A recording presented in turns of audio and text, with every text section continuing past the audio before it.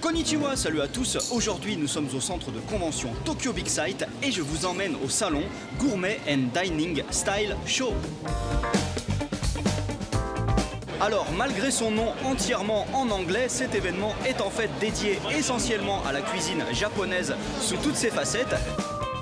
Dans ce salon, chacun essaye de mettre en avant ce qui est célèbre dans sa région.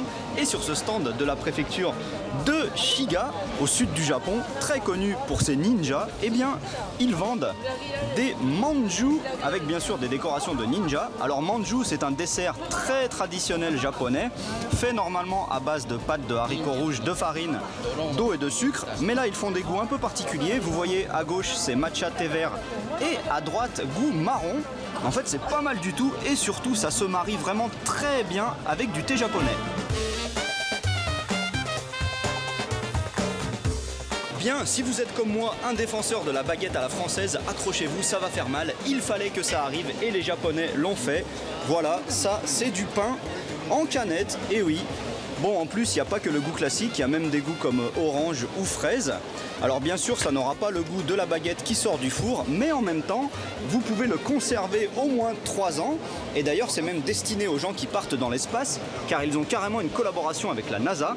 Et c'est peut-être aussi pour ça qu'ils ont des décorations avec des séries liées à l'espace, comme Galaxy Express 999, Evangelion ou encore Space Brothers. Un petit coup de cuisine fusion, comme on dit, grâce à ce stand de la ville de Fukuchi dans la préfecture de Fukuoka, tout au sud du Japon. Ils font entre autres de très bons donuts au goût matcha thé vert, mais moi ce que je préfère, ce sont ces cheesecakes. Alors ils sont faits à base de lait de soja et il y a différents parfums, par exemple fraise, goût normal ou à gauche cheesecake matcha thé vert. Et voici quelque chose que je n'avais jamais vu, du thé fait à base de feuilles d'olive. Ça vient de la préfecture de Fukuoka, au sud du Japon, une région réputée pour son thé vert. Je ne savais même pas qu'ils cultivaient des olives là-bas. Et donc ces sachets, c'est 100% des feuilles d'olive. Et grâce à ça, eh bien, ils nous font un thé vraiment très spécial, hein. Le goût est super différent du matcha thé vert classique, mais au moins c'est original. Voilà, j'adore les événements culinaires parce que même après des années, j'arrive toujours à y découvrir de nouveaux produits. Allez, à plus. Tiens,